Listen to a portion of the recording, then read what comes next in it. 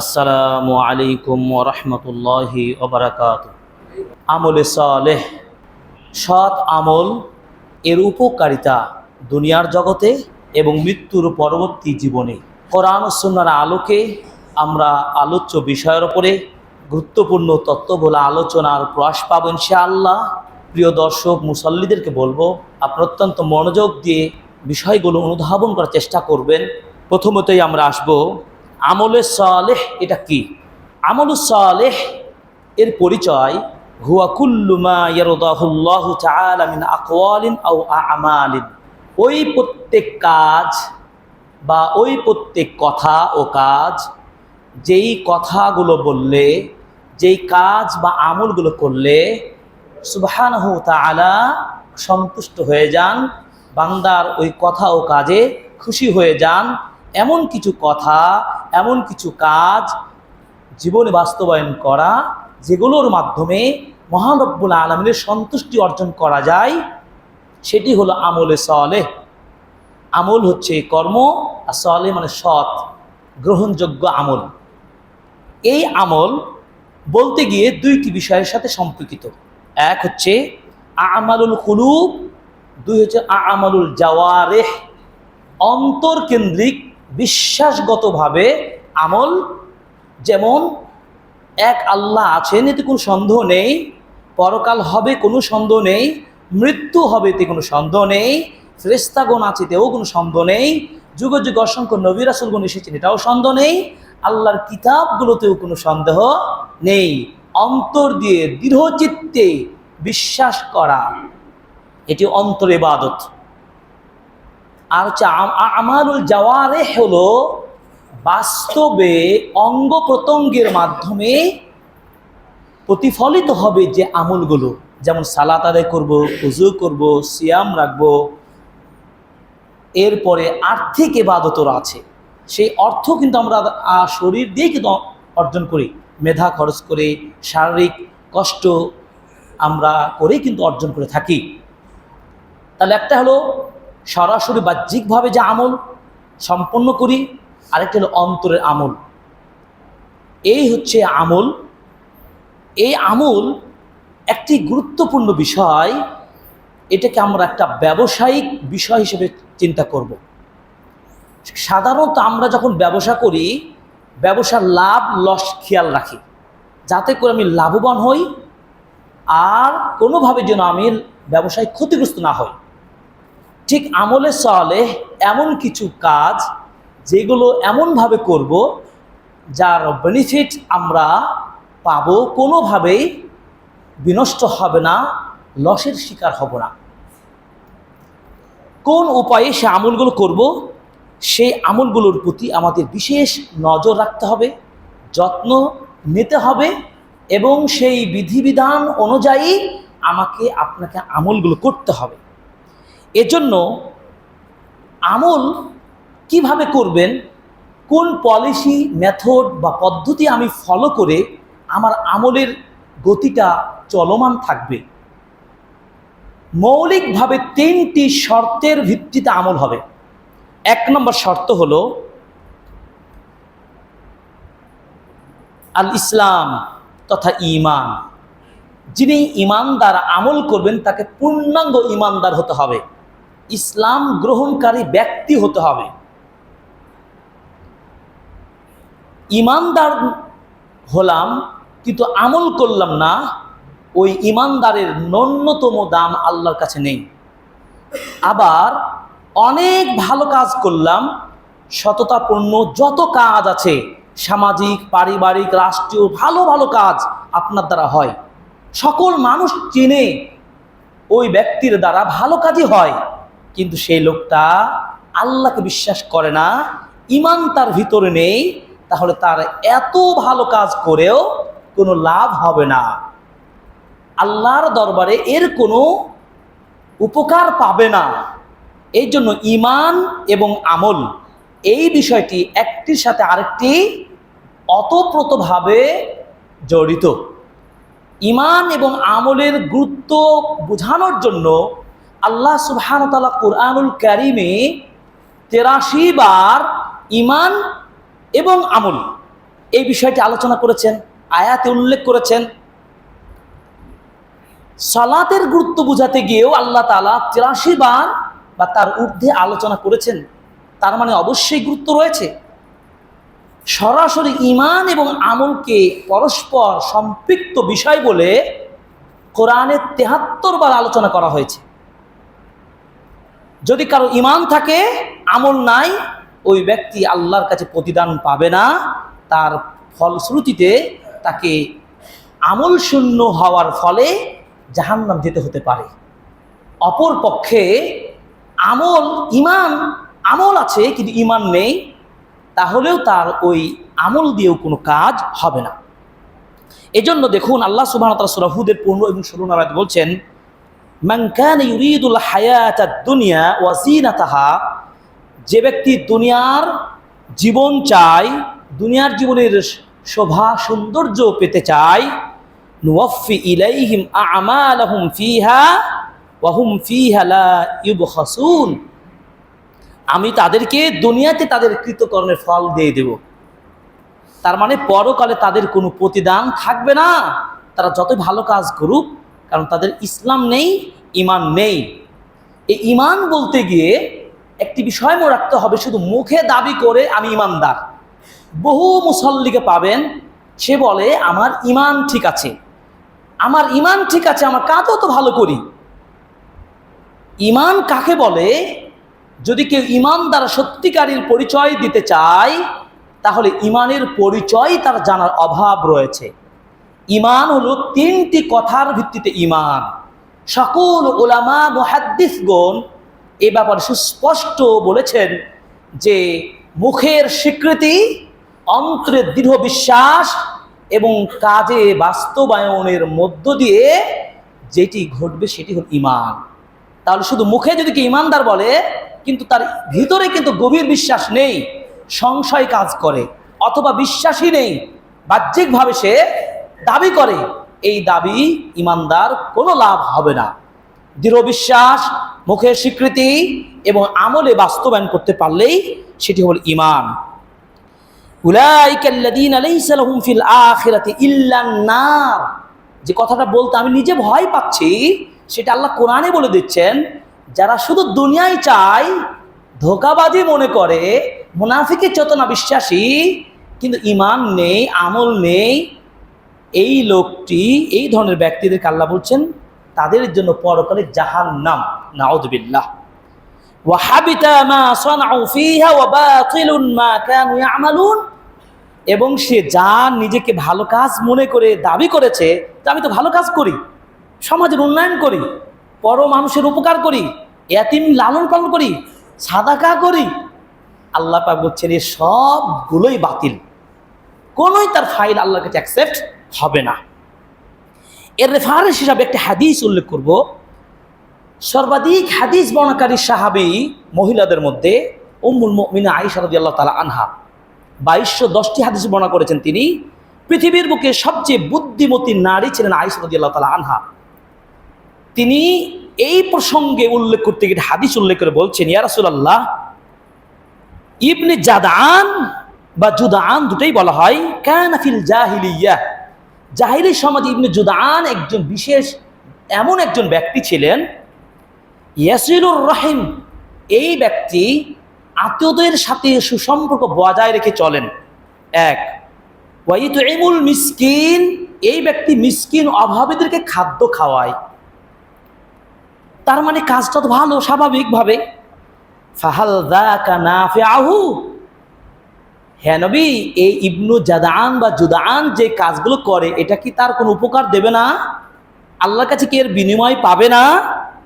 ক্বালা, রাসূল সাল্লাল্লাহু আলাইহি ওয়াসাল্লাম বললেন, লা ইয়ানফাউহু, তার এই ভালো কাজগুলোর কোনো ফায়দা, কোনো কল্যাণ, কোনো উপকার, কোনো প্রতিদান সে পাবে না। কেন পাবে না? ইন্নাহু লাম ইয়াকুল ইয়াওমান, কারণ সে জীবদ্দশায় কোনোদিন মহান রবের স্বীকৃতি স্বরূপ ঈমান আনয়ন করে নাই, এমনকি এভাবে তার মুখ দিয়ে কোনো উচ্চারিত হয় নাই, রব্বিগফিরলি খতিয়াতি ইয়াউমিদ্দিন, হে প্রতিপালক আল্লাহ, বিচার দিনে আমাকে তুমি ক্ষমা করে দিও। তার মানে আল্লাহ রব সৃষ্টিকর্তাকে সে বিশ্বাস করেনি। সামাজিক দৃষ্টিকোণ থেকে এই কাজগুলো ভালো ছিল, তাই ভালো কাজ করেছে। তাহলে হাদিস এবং কোরআন থেকে প্রমাণ হয়, যদি ইসলাম ছাড়া, ঈমান ছাড়া যতই ভালো কাজ করি, ওই ভালো কাজের কোনো প্রতিফল আল্লাহর নিকট পাওয়া যাবে না। এই জন্য কাজী ইয়াদ রাহিমাহুল্লাহ তিনি বলছেন যে সকল উলামাগণ এক বাক্যে ঐক্যমত পোষণ করেছেন যে আন্নাল কুফফার লা তানফাউহুম আমালুহুম, কুফফারদের আমল কাজ যতই ভালো হোক কোনো উপকার দেবে না। ওয়ালা ইউসাবুনা আলাইহা বিনাঈম ওয়ালা তাখফিফ আযাব, এবং কোনো সওয়াবও পাবে না, এবং এই ভালো কাজ করার কারণে যে তাদের কোনো জাহান্নামের শাস্তি কিছু কমে দেওয়া হবে, এটাও করা হবে না। লাকিন্না বা'দাহুম আশাদ্দু আযাবান মিন বা'দ বিহাসবি জারাইমিহিম, বরং তাদের দুনিয়াতে অপরাধ করার কারণে আরো কঠিন শাস্তি তাদেরকে দেওয়া হবে। তার মানে আমল কবুল হওয়ার জন্য তাহলে 1 নম্বর শর্ত কি পেলাম? পূর্ণাঙ্গ ইমানদার হতে হবে। ফাঁকিবাজি ইমানদার হলে কোনো লাভ হবে না। আপনি কাজও করলেন কষ্ট করে কিছু, কিন্তু সেটা ব্যর্থ হবে। কি ব্যর্থ হবে? সূরা ফুরকানের 23 নম্বর আয়াতটা খুবই গুরুত্বপূর্ণ। আল্লাহ সুবহানাহু ওয়া তাআলা বলেন, ওয়াকাদিমনা ইলা মা আমিলু মিন আমালিন ফাজআলনাহু হাবাআম মানসুরা। সেদিন আল্লাহ রাব্বুল আলামিন এসব ভ্রান্ত ঈমানহীন, ইসলাম যাদের নেই, এই ব্যক্তিদের যতই ভালো কাজ হোক, সব কাজগুলোকে আমি কিয়ামতের মাঠে ধূলিকণার মতো তাদেরকে করে দেব, তথা তাদের এই আমলগুলোর কোনো মূল্য আমি দেব না। কেন? ঈমান নাই এবং ইসলাম নেই, স্পষ্ট বিষয়। এরপরে দেখুন আল্লাহ রাব্বুল আলামিন বলেন, ওয়াল্লাযীনা কাফারু আ'মালুহুম কাসারাবিন বিকিআতিন ইয়াহসাবুহু আয-যামআনু মাআন হাত্তা ইযা জাআহু লাম ইয়াজিদহু শাইআ। এই সব ইসলাম ঈমান বহির্ভূত ব্যক্তিদের ভালো কাজগুলোর দৃষ্টান্ত কোরআনে দিচ্ছেন কিভাবে? যারা কুফরি করে, এই কাফের ব্যক্তিরা ভালো কাজ করা সত্ত্বেও তাদের দৃষ্টান্ত হলো ওই যে মরুভূমির মতো। বিশেষ করে এই মরুভূমিতে আপনারা দেখবেন যে মরীচিকার মতো দূর থেকে যেন পিপাসিত মানুষ দূর থেকে বৃষ্টির মতো পড়ে আছে। দেখবেন রোড, আমরা বিশ্ব রোডে দেখতে পাই, দূর থেকে দেখবেন যে ঝিকঝিক করছে, যেন বৃষ্টি হয়েছে, পানি আছে, কিন্তু যখন এগিয়ে যায় তখন দেখে যে পানি হয় নাই। তার মানে কি? মূল্য নেই। এই সব কুফরি, নেফাকি এবং আল্লাহর প্রতি বিশ্বাস ছাড়া যদি আপনি আমল করেন, তাহলে এমনই আপনি হতাশাগ্রস্ত হবেন, যেমনভাবে আপনি দূর থেকে গিয়ে সেই দূর প্রান্ত গিয়ে ছুটে গেলেন পানির জন্য, কিন্তু পানি আপনি পেলেন না। হাত্তা ইযা জাআহু লাম ইয়াজিদু শাইআন, কিছুই নেই, কিন্তু দূর থেকে মনে হয়েছিল পানি আছে। এই হচ্ছে বিষয়। সূরা নূর 39 নম্বর আয়াত। এভাবে আল্লাহ রাব্বুল আলামিন বলছেন যে আমল কবুল হওয়ার জন্য ঈমান শর্ত। এই প্রসঙ্গে একটা জরুরি আয়াত হচ্ছে কি? সূরা নাহলের 97 নম্বর আয়াত। আল্লাহ পাক বলছেন, মান আমিলা সালিহাম মিন যাকারিন আও উনসা ওয়া হুয়া মুমিন, পুরুষ হোক বা নারী হোক, যারাই ঈমানের সাথে আমল করবে, ফালানুহিয়ান্নাহু হায়াতান তাইয়্যিবা, দুনিয়ার জীবনেই আমি তাদেরকে উত্তম, সুন্দর, প্রশান্তিময় জীবন দান করব। সুবহানাল্লাহ। শর্তগুলো কি? ঈমানের অবস্থায়, মুমিন অবস্থায়, সে পুরুষ হোক নারী হোক। এরপরে বলছেন, ওয়ালা নাজজিয়ান্নাহুম আজরাহুম বিআহসানি মা কানু ইয়ামালুন, তারা দুনিয়াতে যতটুকু ভালো কাজ করেছে, এই ভালো কাজের প্রতিদানটা তাদের কর্মের চেয়ে বহু গুণে আমি আল্লাহ প্রতিদান হিসেবে পরকালে দেব। সুবহানাল্লাহ। এরপরে আমল কবুল হওয়ার 2 নম্বর শর্ত কি? আল ইখলাসু লিল্লাহ, আমলটা হতে হবে নির্ভেজাল আল্লাহর জন্য। এই জায়গাতে আমাদের অনেকের ত্রুটি রয়ে যায়, কারণ বেসিক্যালি আমরা কি? ঈমানদার। অন্তত যারা মুসল্লি আমরা আছি, তারা বিশ্বাসে তুলনামূলক ত্রুটি নেই, আমরা ঈমানদার, এতে বিশ্বাস করি, সালাত আদায় করি, সিয়াম রাখি ইত্যাদি। কিন্তু আমলের যে জায়গাটা আমাদের প্রবলেম হয়ে যায়, ইখলাস, নির্ভেজালভাবে নিষ্ঠার সাথে একমাত্র আল্লাহর জন্য যে ইবাদত হবে, এটা অনেকের বিবেকে আমাদের বুঝ হয় না। কেন? ইখলাসটা নষ্ট হয়ে যায় কখন? আপনি ভালো কাজ করলেন, মসজিদ বানালেন, মাদ্রাসা বানালেন, অনেক ভালো কিছু দিলেন, আপনি মনে মনে কিন্তু এটাও চাচ্ছেন যে আমার নামটা ঢালাওভাবে প্রচার হোক, মানুষ আমাকে ভালো একটা অমুক বলুক তুমুক বলুক। এই যে একটা বাসনা আপনি পোষণ করেন, আপনার ইখলাসটা চলে গেল। যদি ইখলাস ছাড়া যদি আমলটা হয়, ওই আমলটাও কিন্তু আপনার আল্লাহর নিকট গ্রহণযোগ্য হবে না। এই জন্য আমরা খুতবার শুরুতে যে আয়াতটি পাঠ করেছি, সূরা কাহফের 110 নম্বর আয়াত, তিনি বলছেন, قل إنما أنا بشر مثلكم يوحى إلي أنما إلهكم إله واحد। নবী আপনি বলুন, আমি তোমাদের মতো একজন মানুষ এবং তোমাদেরকে ঘোষণা দিচ্ছি তোমাদের রব কিন্তু একজন ইলাহ রয়েছেন, দ্বিতীয় কোনো লা মা'বুদা বিহাক্কিন ইল্লাল্লাহ, আল্লাহ ছাড়া সত্য কোনো মাবুদ নেই। এ দৃঢ় চিত্তে আপনার বিশ্বাস করতে হবে। এই বিশ্বাস নিয়ে যদি আপনি আমল করেন, সে কথা বলছেন, ফামান কানা ইয়ারজু লিকাআ রাব্বিহি ফালইআমাল আমালান সালিহা। যে ব্যক্তি আমল করবে আল্লাহর সাথে সাক্ষাৎ পাওয়ার প্রত্যাশা নিয়ে, দুনিয়াতে কষ্ট করব, আমল করব, উদ্দেশ্য যে রবকে না দেখে ইবাদত করছে সে রবের জন্য সাক্ষাৎ পায়। তার মানে একনিষ্ঠভাবে আপনি ইবাদত করছেন, কোনো ডানে বামে তাকানোর সুযোগ নেই।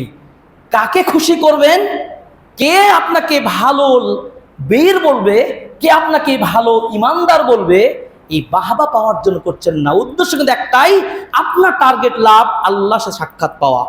এই নির্ভেজাল মনোভাব নিয়ে যদি ইবাদত করে এবং সে আমলটা হতে হবে শিরক মুক্ত, ইখলাসের সাথে শিরকের সম্পর্ক, মানে ইখলাস নির্ভেজাল একজনের জন্য হবে, ইবাদত কোন দ্বিতীয় জন্য হবে না। সুতরাং ইখলাস বলতেই শিরক মুক্ত। কারণ কোনোভাবে যদি আপনার আমল শিরকের গন্ধ থেকে যায়, আল্লাহ রাব্বুল আলামিন বলেন হাবিতা আমালুহুম, তাদের সকল আমল বরবাদ হয়ে যাবে। ওয়া মান ইউশরিক বিল্লাহ ফাকাদ হাবিতা আমালুহুম, যদি শিরক করা হয়, শিরক কেউ করে, তাহলে আমল বরবাদ হয়ে যায়। আর শিরককারীদের জন্য স্পষ্ট মাওয়াহুন না জাহান্নাম। ইন্নাশ শিরকা লাযুলমুন আযীম, পৃথিবীতে সবচাইতে বড় পাপ শিরক। শিরক কি? আপনি আল্লাহর নামেও কুরবানি করছেন আর বলে দিচ্ছেন যে আমার অমুক হুজুরের নামেও কুরবানিটা করলাম ইত্যাদি। আপনি সিজদা দিচ্ছেন আল্লাহর জন্য, প্রয়োজন যখন হচ্ছে আপনি বিজয় লাভের জন্য আপনি মাজারে গিয়ে, পীর দরবারে গিয়ে সিজদা দিচ্ছেন, তাকে বলছেন বাবা বা ওলি আপনি আমাদের বিশেষ ব্যক্তি, আমার জন্য, আমার কল্যাণ যেন বই আসে, আমার পরীক্ষার রেজাল্টটা যেন ভালো হয় ইত্যাদি ইত্যাদি। আপনি কি হলেন? মুশরিক, খাঁটি মুশরিক।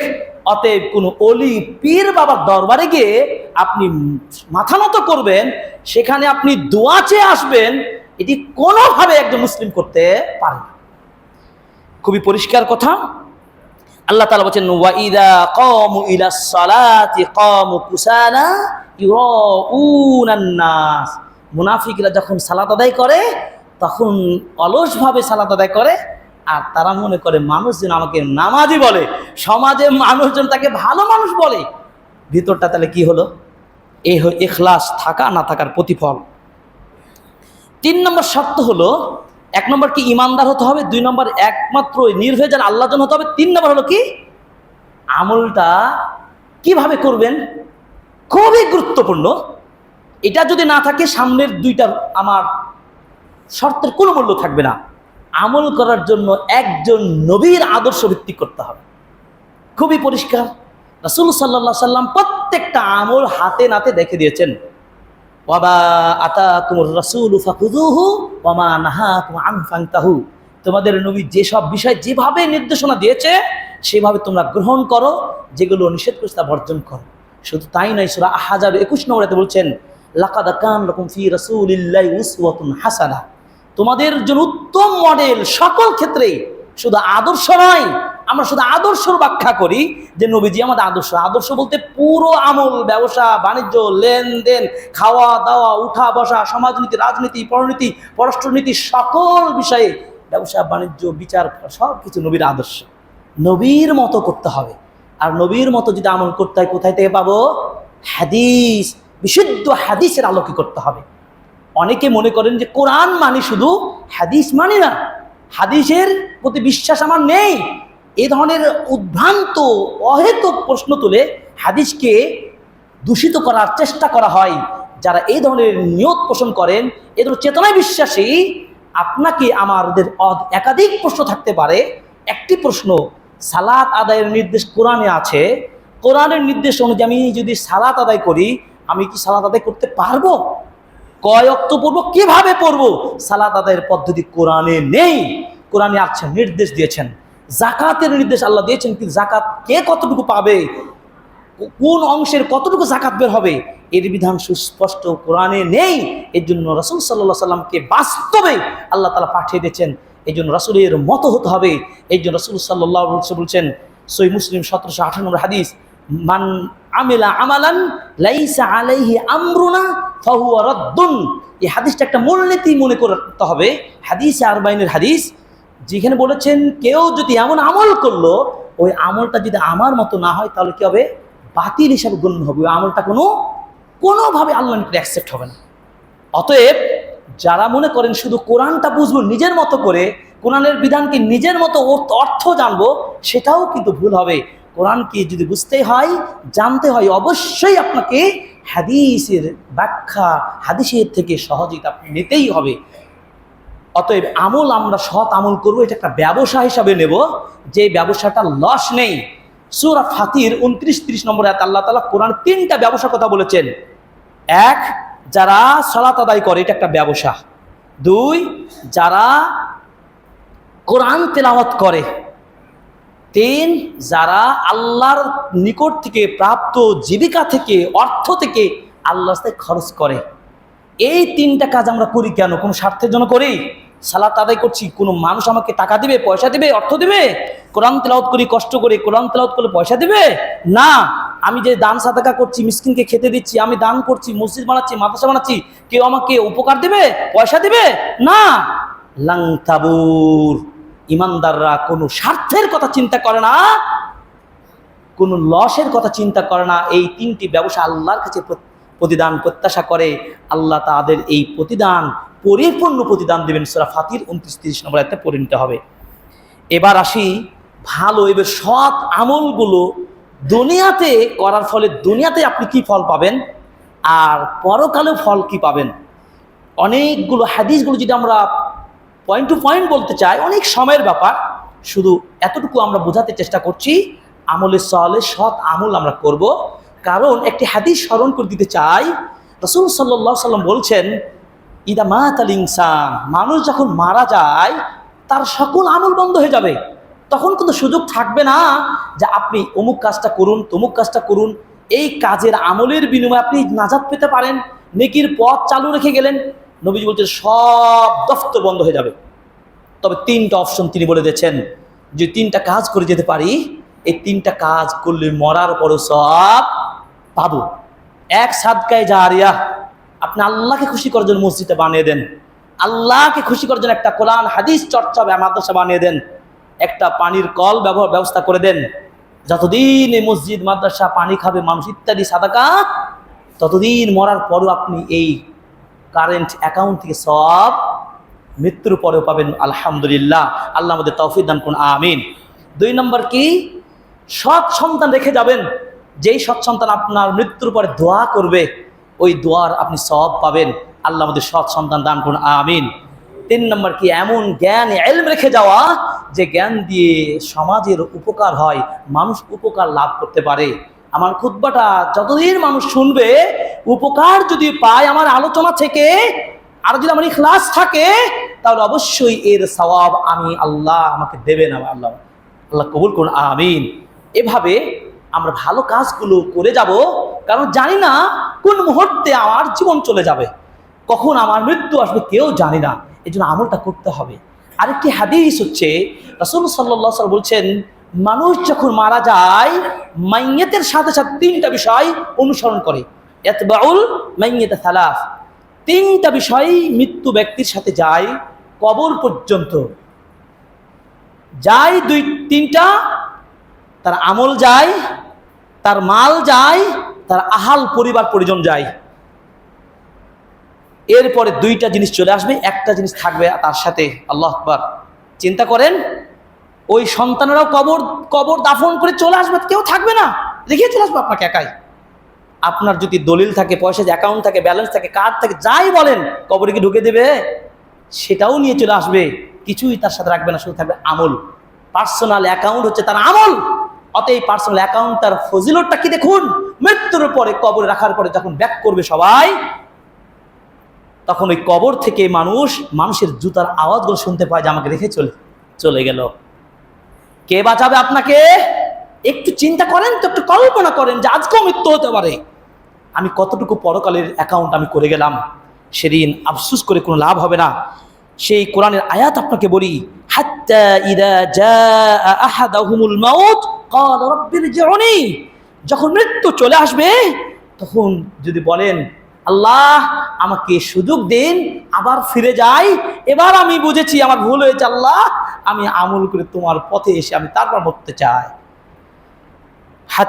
আল্লাহ বলছেন লাআল্লি আ'মালু সালিহান, আমি যেন সৎ আমল করতে পারি, আমল সালেহ করতে পারি।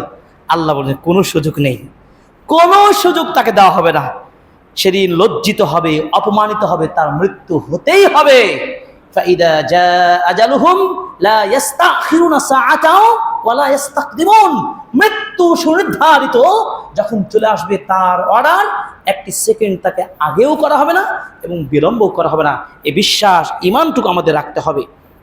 অতএব পরকালে ওই কবরে যখন জুতোর আওয়াজ শুনতে পাবেন, হাদিসে আসছে যদি দুনিয়াতে আপনি আমল করে যেতে পারেন, ব্যবসায়িক পণ্য একটি, সালাত একটি পণ্য, সাদাকা একটি পণ্য, এবং কি যাকাত একটা পণ্য, এবার যত সৎ ভালো কাজগুলো আছে, এই কাজগুলো আপনি কবরে আপনার সামনে হাজির হয়ে যাবে, আপনাকে কবর আযাব থেকে বাঁচাবে। সুবহানাল্লাহ, কবর আযাব থেকে বাঁচাবে।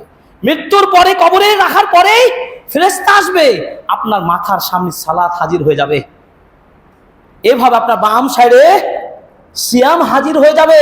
তার মানে তারা প্রোটেকশন দিবে আপনার কবর আযাব থেকে। এই নিশ্চিত জানার পরে কেন আমরা নিজের মতো গাফেল হয়ে থাকতে পারি? আল্লাহ আমাদের হেফাজত করুন, আমিন।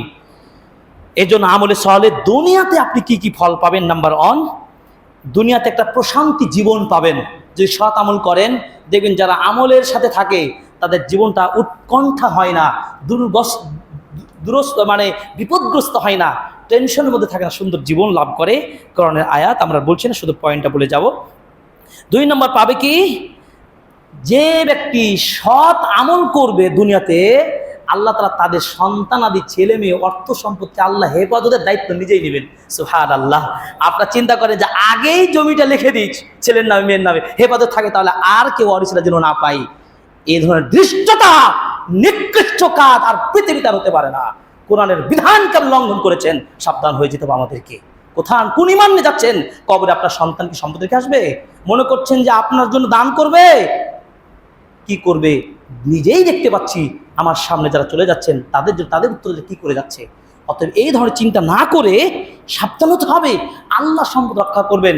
সূরা কাহাফটা পড়ে নেবেন, সূরা কাহাফের 82 নম্বরে একটা পড়বেন। ওই যে মাটির নিচে, দেওয়াল নিচে সম্পদ রক্ষা করেছিলেন কার? ওই ইয়াতীম সন্তান দুইটার আল্লাহ রক্ষা করেছিলেন, কারণ তার বাবা মা ছিল কিন্তু সালেহ, সৎ মানুষ ছিল। তাই আপনার সম্পদ কিভাবে রক্ষা করবে আল্লাহ জানে। অতএব ইমানদার, আমলদার হলে আপনার সম্পদ, সন্তান সবকে আল্লাহ রক্ষা করবেন। অতএব ছেলে মেয়েদের জন্য এত ওভার টেনশনের করার কোনো কারণ নেই, ভয় পাওয়ার কারণ নেই। 3 নম্বর কারণ কি, সব ধরনের দুঃখ কষ্ট দুনিয়াবি সব আল্লাহ তাআলা অভাব দূর করে দেবেন ইনশাআল্লাহ। এই জন্য যারা ইমান আমলের সাথে থাকে তাদের কোনো ভয় থাকে না। এরপর 4 নম্বর কি, আল্লাহর ভালোবাসা পাওয়া যাবে। বেশি বেশি আমলে সালেহ করবেন, আল্লাহর প্রিয় বান্দা হতে পারবেন।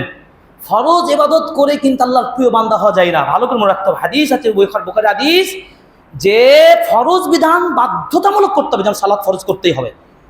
মান তারকা সালাতা মুতাআম্মিদান, যে ব্যক্তি নিজ ইচ্ছায় একান্ত সালাত ছেড়ে দেবে, কি হবে? সে কুফরি করবে। অতএব বহু মানুষ সালাত আদায় করেন, সালাতের কোনো গুরুত্ব দেন না, সন্তানকে সালাতের কথা বলেন না। আল্লাহ হেফাজত করুন, আমিন। তাহলে বাধ্যতামূলক ইবাদত কি? ফরজ সিয়াম, ফরজ রোজা, এই আপনার সালাত।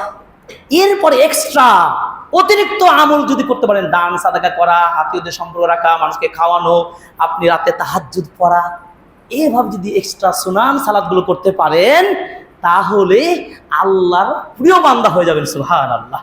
আল্লাহ বলছে আমি বান্দাকে ভালোবেসে ফেললাম। আল্লাহু আকবার। আল্লাহর ভালোবাসা পেলে আর কেউ তাকে কারো আর সুপারিশের প্রয়োজন হবে না, কারো দ্বারস্থ হতে হবে না। আপনি দুনিয়াতেই আল্লাহর ভালোবাসা প্রেমময় এবং সুন্দর আপনি আল্লাহর খুশি করাতে পারবেন। আল্লাহ আমাদের জন্য কবুল করে, আমিন। 5 নম্বর কি, আপনার ভিতরে মুমিনদের মধ্যে ভালোবাসা তৈরি হবে। এই যে দেখবেন একজন নামাজি মানুষ, একজন হাজি মানুষ, তাদের সাথে ভালোবাসা দেখবেন কি একটা গুড রিলেশন তৈরি হয়। ইবাদত গুজার, যে আপনি আব্দুর রহমান ইবাদত গুজার, খালেদ ইবাদত গুজার, এদের রিক্ততা দেবেন, সুসম্পর্ক, কোনো হিংসা বিদ্বেষ থাকে না, একটা সুসম্পর্ক নিয়ে বন্ধুত্ব তৈরি হয়। এটা কেবলমাত্র আমল সালের প্রতিফল। দুনিয়াতে এগুলো পাবেন, পরকালে পাবেন কি, আপনার মৃত্যুটা হবে ভালো। যদি আমলের সালের মধ্যে থাকেন, আপনার শেষ জীবনেও মৃত্যুর আগ পর্যন্ত দেখবেন ভালো কাজ করে মারা গেলেন। ইন্নামাল আমালু বিল খাওয়াতিম। আর এই ইন্নামাল আমালু বিল খাওয়াতিম, শেষ আমলটাকে ভালো করে যে মারা যাবেন, এই গ্যারান্টি আল্লাহ তাকেই দিবেন যিনি সৎ আমল করে অভ্যস্ত, আমলের সালের সাথে কানেক্টেড। আল্লাহ তাআলা তাকে তৌফিক দিবেন। আল্লাহ আমাদের সকলকে সেই মৃত্যুর আগে ভালো কাজ রেখে ভালো কাজ করা অবস্থায় যেন আমাদেরকে মৃত্যু দান করেন, আমিন। 2 নম্বর কি, মৃত্যুর মুহূর্তেই আপনি জান্নাতের সুসংবাদ দুনিয়াতেই পেয়ে যাবেন। সুবহানাল্লাহ। এই আমলের সওয়ালের সাথে থাকলে দলিল হিসাবে সূরা ফুসসিলাতে 30-32, সূরা নাহলের 32 নম্বর আয়াত পড়বেন। ইন্নাল্লাযীনা ক্বালু রাব্বুনাল্লাহ সুম্মা ইসতাকামু তাতানাজ্জালু আলাইহিমুল মালায়েকা। এভাবে বলা হচ্ছে যে আল্লাহর ফেরেশতাগণ তাদেরকে সালাম দিবেন। ইয়াকুলুনা সালামুন আলাইকুম উদখুলুল জান্নাতা বিমা কুনতুম তা'মালুন। জান্নাতে তোমরা প্রবেশ করো, নিরাপদে বসো। আল্লাহু আকবার। 3 নম্বর হচ্ছে কি, কবরে আযাব থেকে রক্ষা পাবেন, যেটা আগেও বলেছি।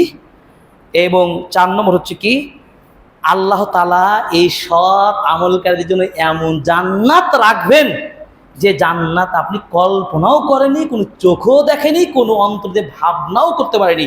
সুবহানাল্লাহ। এই নিয়ামতপূর্ণ জান্নাত আপনি পেয়ে ধন্য হবেন।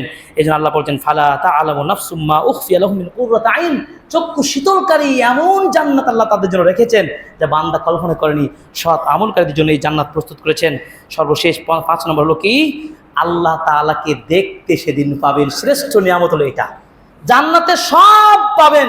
আল্লাহ এসে বান্দাদেরকে বলবে আমার পক্ষ থেকে আর কোনো নিয়ামত তোমাদেরকে দেব, প্রয়োজন আছে, চাও, হাল তুরিদুন। ফেরেশতা ওই জান্নাতি লোকেরা বলবে কি জানেন, আল্লাহ তুমি তো আমাদের চেহারাকে উজ্জ্বল করেছো, আল্লাহ তুমি তো আমাদেরকে জান্নাতে প্রবেশ করিয়েছো, তুমি তো জাহান্নাম থেকে বাঁচিয়েছো। আল্লাহ এই দাবি করার পরে বলবো আল্লাহ তোমার সাক্ষাৎ পেতে চাই, এটাই আমাদের শেষ চাওয়া। তখন আল্লাহর সামনে থেকে হেজাবটা সরে যাবে। সেদিন বান্দারা এত খুশি হবে, পৃথিবী জান্নাতে আর কোনো নিয়ামতে এত বেশি খুশি হয়নি যখন আল্লাহকে দেখতে পাবে। আল্লাহ সাক্ষাৎ আমাদের সবাইকে দান করুন, আমিন আমিন। আল্লাহ তাআলা আমাদের দাওয়াম সর্বদা আমলে সালের সাথে থাকার তৌফিক দান করুন, আমিন আমিন। আল্লাহ তাআলা আমাদের ভালো কাজের সাথে থাকার তৌফিক দান করুন, আমিন। অনেকে অসুস্থ, দোয়া চেয়েছেন, আল্লাহ সকল অসুস্থ ব্যক্তিদেরকে সুস্থ দান করুন, আমিন।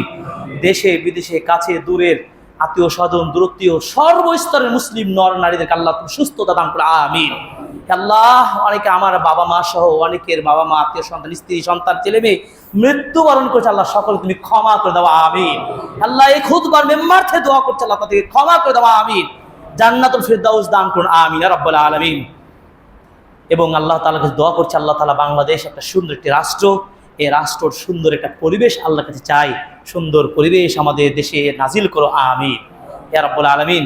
দেশে শান্তি নিরাপত্তা প্রতিষ্ঠার জন্য প্রত্যেকেই ইমানের পথে ইমানি জাগরণ হওয়ার আমাদের তৌফিক দান করো, আমিন। সর্বশেষ আপনাদের কাছে উপহার হিসেবে আজকে খুতবা শেষে ঘোষণা দিতে চাই, আপনাদের দোয়ায় আমরা চেষ্টা করে যাচ্ছি। আমনুল বেলাদ একটা বই আপনি অনুবাদ শেষ করলাম, যেটা টপিকটা হচ্ছে দেশে নিরাপত্তা শান্তি প্রতিষ্ঠা করবেন কিভাবে। আরব দেশের একজন বড় মদিনা বিশ্ববিদ্যালয়ের প্রফেসর সেই বইটার অনুবাদ আমরা প্রকাশ করেছি। এই জন্য আপনারা বইটা পড়বেন।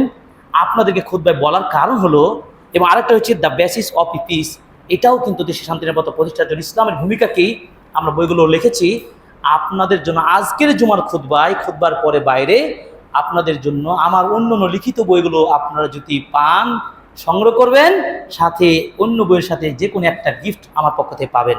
ইনশাআল্লাহ। আল্লাহ তাআলা কবুল করুন। আমি সর্বোপরি সবার জন্য দোয়া করছি, এই মসজিদ মাদ্রাসাকে কবুল করুন, আমিন। সকল মুসল্লিদের ভুল ত্রুটি আল্লাহ ক্ষমা করে দাও, আমিন। জান্নাত যাওয়ার সহজ রাস্তা, পূর্বের পাপ ছেড়ে দেন, এখন থেকে শুরু করে দেন জার্নি আল্লাহ জান্নাতের পথে। আল্লাহ আমাদের সকল কবুল করুন, আমিন।